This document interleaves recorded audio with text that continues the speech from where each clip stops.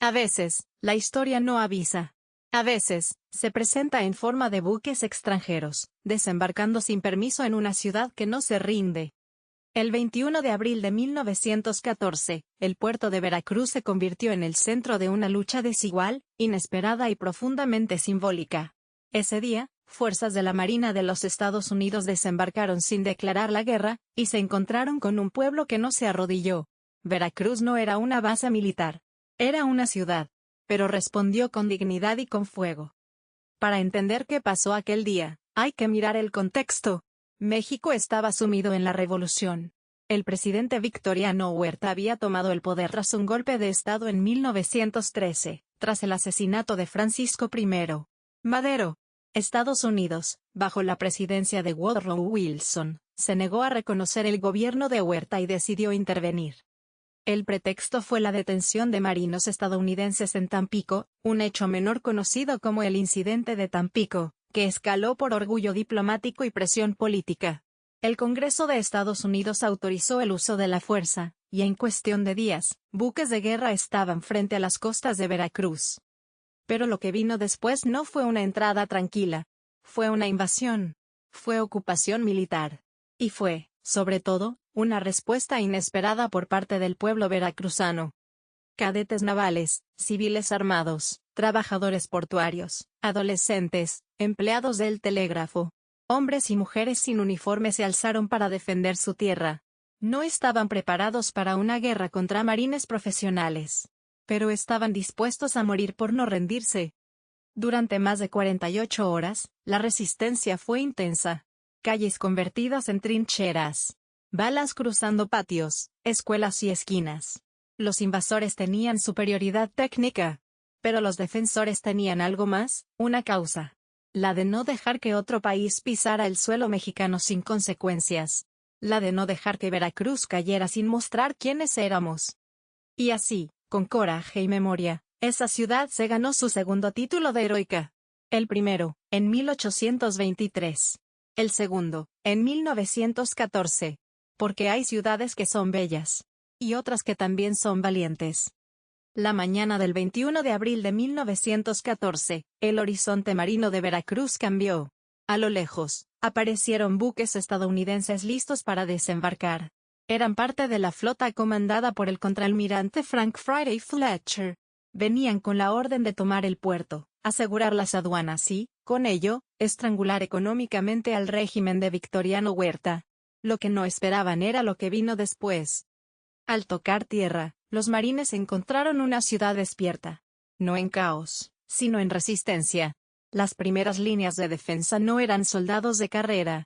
Eran cadetes de la Escuela Naval Militar, estudiantes que dejaron el aula para empuñar fusiles. Entre ellos, destacó un nombre que pasaría a la historia. José Azueta. Tenía solo 19 años, era teniente y se enfrentó solo a una sección de marines desde su posición en la casa de su padre. Fue herido de gravedad, y cuando el general estadounidense ofreció atención médica, Azueta se negó a ser curado por el enemigo. Murió días después, como símbolo de honor y patriotismo. Junto a él, cadete Virgilio Uribe cayó durante los primeros intercambios de fuego, defendiendo la aduana marítima. Su nombre también quedó grabado para siempre como parte de esa generación que eligió resistir. Porque en Veracruz no hubo soldados regulares en masa. Lo que hubo fue algo más poderoso, ciudadanos. Portuarios, obreros, niños mensajeros, mujeres que escondían combatientes o curaban a los heridos. La ciudad entera se convirtió en una trinchera improvisada. No había superioridad armamentista, pero había valor y convicción. Las calles del centro se convirtieron en laberintos de combate. El Parque Zamora, el malecón, las azoteas, los callejones. El enemigo avanzaba. Pero cada cuadra costaba sangre. La Marina estadounidense sufrió más de 70 bajas mortales, una cifra significativa para una operación que debía ser rápida. La resistencia duró 2 días completos, y solo terminó cuando el número y el armamento hicieron imposible continuar. La ocupación se prolongó por varios meses, pero la defensa de esos primeros días fue lo que marcó la historia. Porque no se trató de una victoria militar. Fue una victoria moral. Fue el momento en que Veracruz dijo, si han de entrar, que sepan que no fue gratis. Y en esa defensa improvisada, sin uniforme, sin órdenes centralizadas, se escribió una de las páginas más dignas de la soberanía mexicana. La ocupación del puerto de Veracruz no fue solo un acto de fuerza. Fue un terremoto político. Sacudió al gobierno mexicano, dividió opiniones en Estados Unidos y puso a América Latina, y al mundo, en estado de alerta. Cuando las tropas estadounidenses tomaron el puerto el 21 de abril de 1914, el gobierno de Victoriano Huerta quedó en una posición aún más frágil. Ya era un presidente sin reconocimiento internacional, surgido de un golpe de Estado, enfrentado a revolucionarios como Carranza, Villa y Zapata. Pero tras la invasión, su imagen ante el pueblo cambió.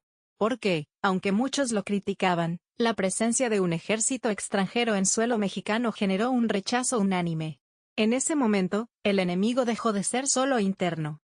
Huerta rompió relaciones diplomáticas con Estados Unidos, condenó la ocupación y apeló al nacionalismo. Incluso líderes revolucionarios, abiertamente opositores al régimen, criticaron la intervención y respaldaron la defensa del país. Fue un momento breve de unidad frente a la amenaza externa. Mientras tanto, el presidente estadounidense Woodrow Wilson intentó justificar la acción como un gesto moral y estratégico. Alegó que buscaba impedir la llegada de armas alemanas al régimen de Huerta y promover la democracia en México. Pero la comunidad internacional no lo vio así. América Latina levantó la voz. Argentina, Brasil y Chile, conocidos como el Grupo ABC, ofrecieron mediar el conflicto para evitar una guerra abierta. Fue una de las primeras veces que un bloque latinoamericano intervino como actor diplomático regional. La ocupación duró varios meses, hasta noviembre de 1914. Durante ese tiempo, Veracruz estuvo bajo control militar estadounidense, mientras las tensiones se mantenían en el resto del país. Pero Wilson no logró su objetivo, derrocar a Huerta con una acción quirúrgica. Fue la presión interna, la falta de apoyo y el avance revolucionario lo que llevó finalmente a la renuncia de Huerta en julio de ese año. Sin embargo, la huella del conflicto quedó marcada. En lo inmediato, empeoró las relaciones entre México y Estados Unidos, que ya venían deterioradas desde 1910. Y en lo profundo, reavivó el espíritu soberano de un país que, en plena revolución, recordó que su suelo no era terreno de nadie más. Veracruz fue el epicentro de un mensaje político claro. México tenía problemas. Pero esos problemas se resolvían en casa. Y cualquier intento de intervención, por más disfrazado de ayuda moral, sería respondido con dignidad, o con pólvora. Hay fechas que se archivan. Y hay fechas que se escriben en el corazón de un país. El 21 de abril de 1914 es de las segundas. No por lo que se perdió o se ganó, sino por lo que se defendió. Veracruz no solo fue ocupada, fue honrada. No solo resistió, se inmortalizó.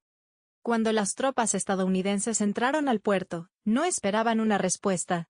Y mucho menos, una tan valiente, tan improvisada, tan humana. Hombres y mujeres sin experiencia militar defendieron su ciudad con más coraje que recursos. Cadetes de la escuela naval dejaron los pupitres para morir por su bandera. Y la ciudad entera, desde obreros hasta adolescentes, desde amas de casa hasta telégrafos, se convirtió en fortaleza viva. De esa resistencia, surgieron nombres que hoy llevan calles, escuelas, plazas. José Azueta, el cadete que herido se negó a ser atendido por los invasores. Virgilio Uribe, caído en los primeros disparos, símbolo del deber sin medida. Los obreros del muelle, que arrojaron piedras cuando ya no tenían más municiones. Las mujeres que ocultaron combatientes o repartieron agua bajo las balas. Todos, sin distinción de rango, entraron en la historia grande de la patria. Por esa valentía sin uniforme, el Congreso de la Unión decretó en 1949 que Veracruz llevaría oficialmente el título de Heroica Ciudad y Puerto de Veracruz. El segundo. El primero ya lo había ganado en 1823. Porque algunas ciudades nacen con puerto, y otras, con valor. Desde entonces, el 21 de abril es también una fecha para recordar que el patriotismo no solo se grita, se demuestra. Que la defensa de la soberanía no siempre viene de ejércitos organizados, sino del corazón de un pueblo que no está dispuesto a doblarse. Hoy, cada ceremonia conmemora más que una batalla, conmemora el espíritu de una ciudad que prefirió arder, antes que entregarse. Y por eso, Veracruz no solo es heroica. Es un símbolo vivo de lo que significa resistir con honor. La historia de la defensa de Veracruz no es solo un capítulo más en los libros de texto. Es un espejo, un llamado, una advertencia y un orgullo. Porque aquel 21 de abril de 1914 no solo se defendió un puerto, se defendió el derecho de un país a decidir su destino. Más de un siglo ha pasado desde aquella mañana en que los marines pisaron tierra mexicana. Pero lo que pasó en esas calles no ha envejecido. Sigue latiendo en cada ceremonia naval, en cada bandera ondeando en el malecón, en cada generación de cadetes que juran lealtad al país con el ejemplo de Azueta y Uribe grabado en el alma. Y también, en cada ciudadano que entiende que la soberanía no es solo territorial, es también cultural, política, social. Que no basta con defender el suelo. Hay que defender también la dignidad. Hoy, México no vive bajo amenaza de invasión militar. Pero enfrenta otros desafíos: violencia interna, desigualdad, corrupción, dependencia económica. Y la lección de Veracruz sigue siendo vigente. Cuando un pueblo se une, resiste. Y cuando defiende lo que cree, trasciende. El nacionalismo no debe vivirse solo como orgullo simbólico. Debe vivirse como compromiso diario. Como conciencia de lo que costó llegar hasta aquí. Y como responsabilidad de no permitir nunca más que la historia se repita por negligencia, apatía o ignorancia.